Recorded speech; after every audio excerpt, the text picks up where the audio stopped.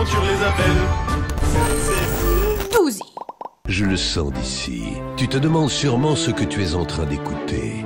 Aujourd'hui, les 12 heures réagissent à l'épopée temporelle. Cher auditeur, tu vas découvrir une aventure débordante de rebondissements et de sauts dans le temps. J'aime bien l'intro. Je connais. C'est cool.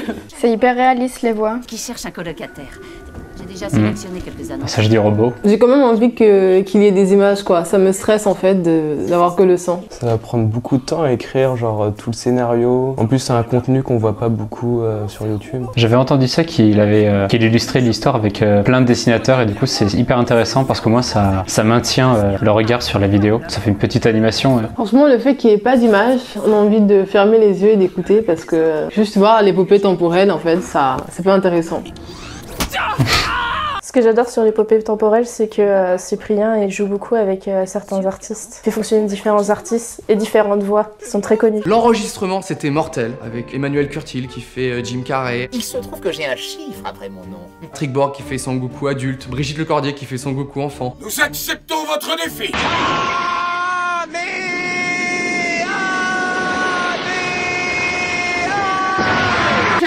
Il t'a grondé hier, j'étais là. Véronique Augereau qui fait Marge Simpson. C'est une mannequin ou un truc comme ça, non? Je pense que ce genre de vidéo, ça va être assez intéressant à écouter le soir, tranquille dans ton lit. J'aime trop la musique derrière, ça fait aventure et tout, ça donne trop envie de regarder un film d'aventure. Rien avec vos Snapchat, là, vos faces de bout. Après les blagues qui seraient utilisées, ouais. Ce qui est trop bien, c'est que ça ressemble tellement aux deux gens de Noël Buck. Les bruitages sont vraiment géniaux, ça aide encore plus à se plonger dans l'histoire, dans l'univers. Et on est accueilli par une dizaine d'hommes, regarde Elliot. J'ai quand même fait un bon travail sur les bruitages et tout. Ça avait fait une belle ambiance. Délivré, je ne... J'adore cette chanson.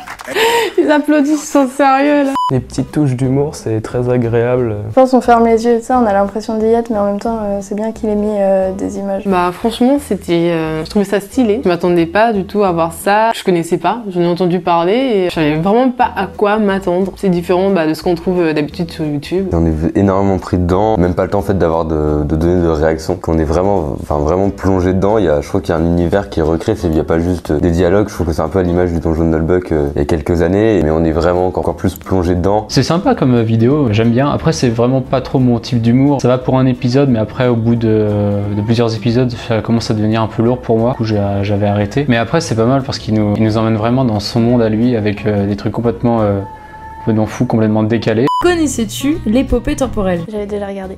J'avais déjà vu celui-là. J'ai vu l'épisode 2 et le 3 et après j'ai pas regardé la suite. Enfin non du coup.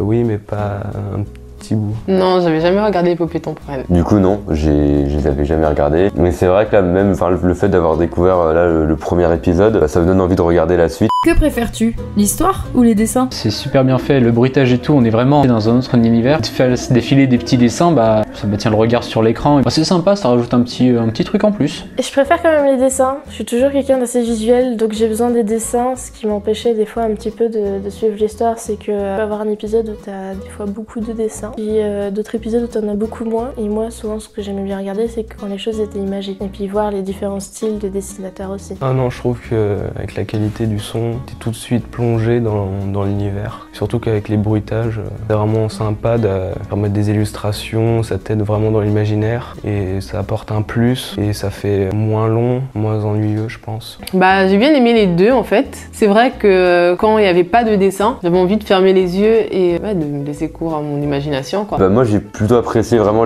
quand il n'y avait rien du tout. C'est vrai que les images aident un petit peu, mais je trouve que les images sont juste une valeur ajoutée, donc elles sont pas spécialement nécessaires. La scénarisation est bien, mais les dessins sont beaux aussi, c'est un peu mitigé. Que penses-tu de ce genre de vidéo? Je regarde pas beaucoup de youtubeurs et je pense que ça c'est quelque chose que je pourrais regarder. Et je trouve ça bien que ils commencent à faire des choses comme ça quoi. C'est vrai que c'est du contenu qui est quand même assez original, qu'on voit pas souvent. Du coup, non, je pense que c'est une bonne idée vraiment d'avoir un contenu encore plus diversifié.